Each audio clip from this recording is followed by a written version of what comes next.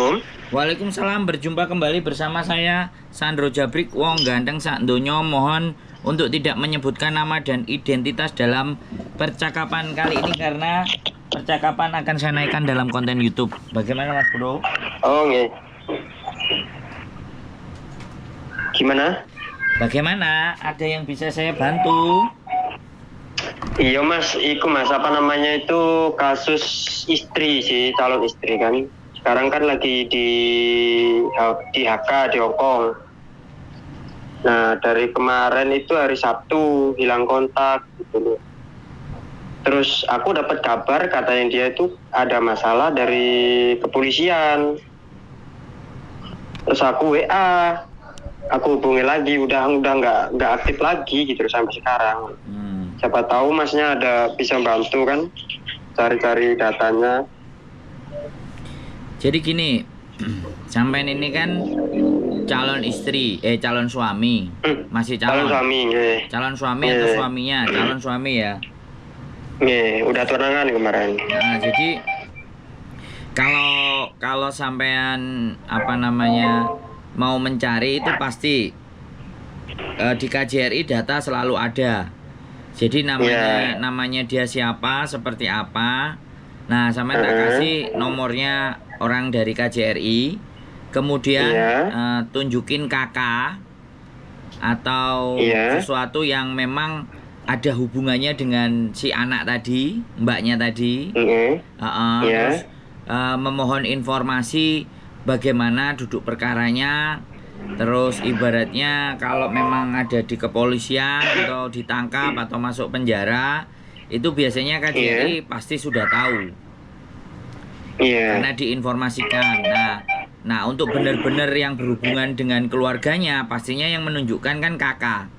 Atau pada saat kemarin berangkat ke Hongkong kan ada tanda tangan surat wali. Nah, kalau kopian surat wali itu boleh ditunjukin ke KJRI atau sampean langsung menghubungi PT. Kemarin PT-nya itu di mana? Sampean hubungi. Ini nggak bisa dihubungi. Katanya ada kasus polisi. Karena bagaimanapun pihak keluarga itu bertanyanya pertama kali memang harus ke PT. Bisa dipahami. Jadi saya nyeritain alurnya kepada sampean supaya nggak bingung. Jadi kemana mencarinya calon istri ini, ibaratnya kan kayak gitu. Nah, karena saya belum pasti tahu dari mana hadirnya, arahnya. Terus saya juga ketika tanya ke KJRI, Anda siapa? Pastinya begitu, walaupun saya sudah dihubungi dari pihak keluarga. Makanya pihak keluarga sendiri yang saya sarankan untuk pertama memang menghubungi KJRI atau menghubungi PT setempat.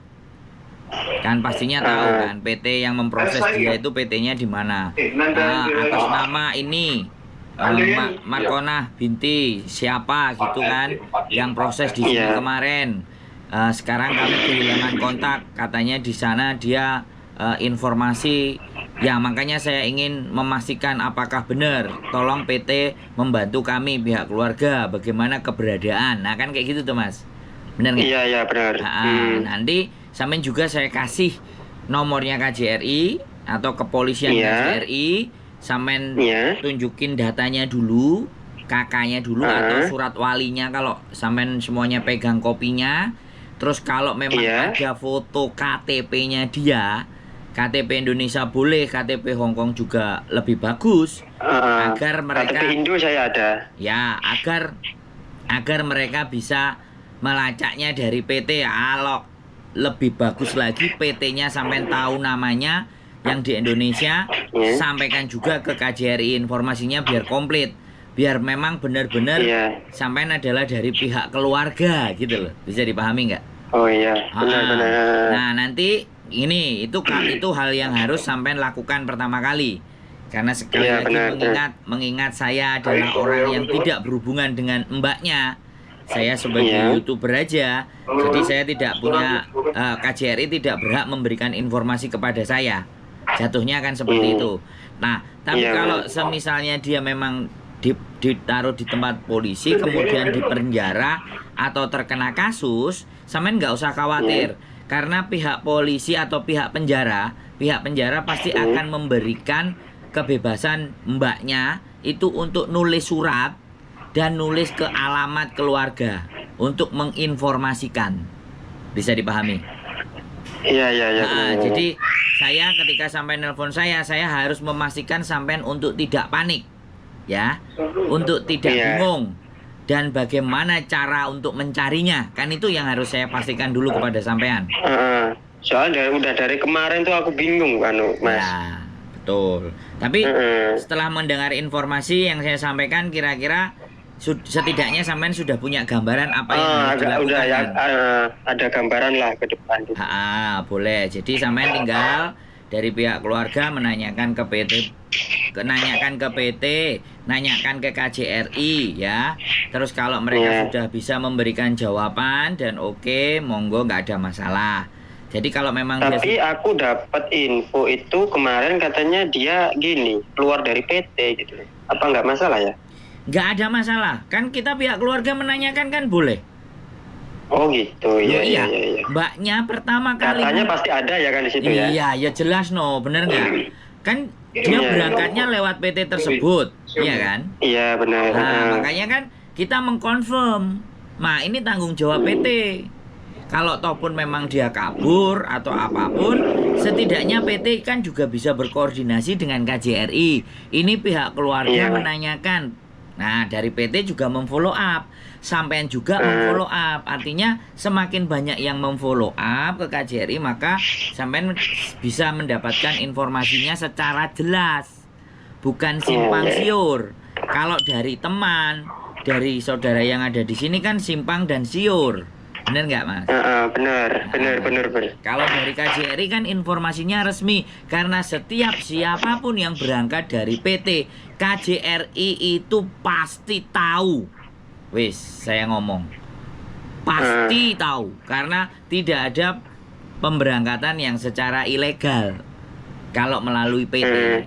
Nah, PT-nya kan juga bisa dimintai pertanggungjawaban. Nah, kalau PT-nya... Nah, terus sampean rekam juga ketika ngobrol sama PT. Kalau PT-nya nggak bertanggung jawab dan nggak mau bantu sampean nyari, kita viralin sekalian. Ayo, bener nggak? Iya, bener sih, bener. Iya. Nah, terus ini masalah sama keluarganya ya kan ya? Kenapa? Ini dari kemarin masalah dari keluarganya dia. Iya. Ibu sama bapaknya itu aku nggak berusaha nggak ngomong dulu gitu loh, Mas. Takutnya apa? Soalnya dia itu anak pertama, takutnya ibunya sama bapaknya shock gitu loh. Apalagi sekarang udah 4 hari tanpa ada kabar gitu loh. Ya. Sedangkan hilang kontak gitu. Nah, bagaimanapun ya kita harus sampaikan ke orang tuanya. Mari kita cari, tapi kita butuh dokumen tersebut.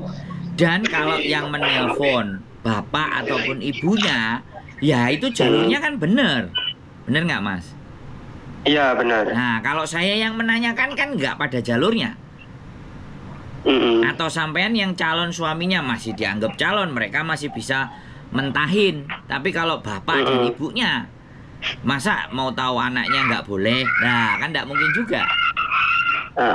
Saya lagi mencari kabar dan info. Makanya pandai-pandainya sampean untuk menyampaikan dengan baik kepada calon mertua.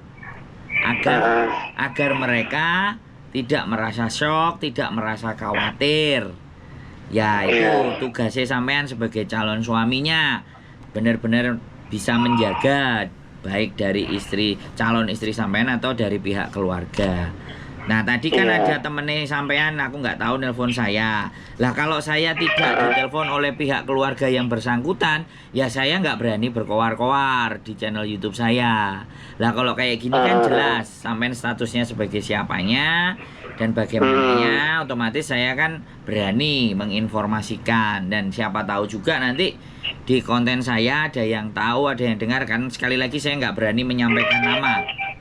Ya karena itu identitas, tapi yang makanya yang jadi pembelajaran konten kita ini agar supaya nanti kalau ada teman-teman yang merasa kehilangan keluarganya itu kemana mencarinya itu biar tahu.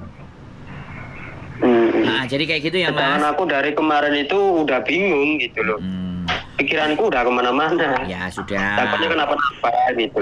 Saya pastikan nggak perlu khawatir. Kalau memang tertangkapnya dengan polisi, masalahnya dengan polisi, nggak usah khawatir.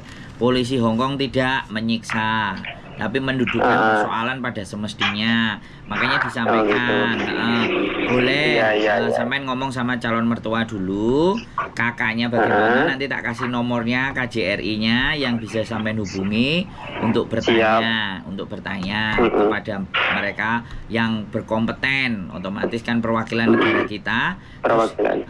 Kemudian terus datang ke tempat PT-nya yang memproses. Kalau bukan PT-nya ya kalau ada calonnya atau ada sponsornya, disamperin sponsornya, tanyain data PT-nya yang benar gimana, terus disamperin ke PT-nya dan bicara baik-baik, bertanya kepada mereka, ini ada apa, ini anak saya, tujuannya kan begitu. Orang tuanya sampean sebagai mantune, calon mantune nganterin, tetap yang berbicara mereka, jangan sampean yang berbicaranya mereka. Nah, udah, sampean sudah clear. Kalau memang nanti ternyata informasinya misalnya keberadaannya sudah diketahui, misalnya di penjara, sampean nggak usah khawatir. Ditunggu aja, antara 1 sampai 2 minggu pasti akan ada surat datang.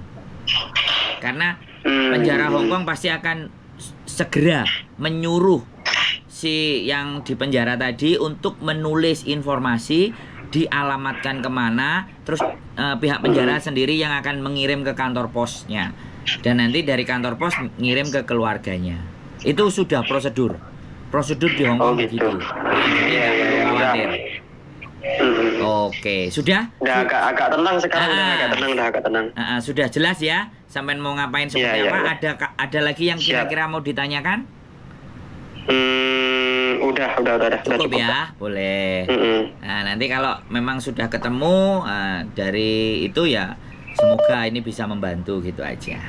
Siap Mas. Matur suwun Mas nggih. Nggih, sehat selalu Mas. Tetap semangat dan santai. Matur suwun. Nah, enggak perlu bingung. Nggih, monggo. Nggih. Matur suwun. Bye. Assalamualaikum. Waalaikumsalam warahmatullahi wabarakatuh.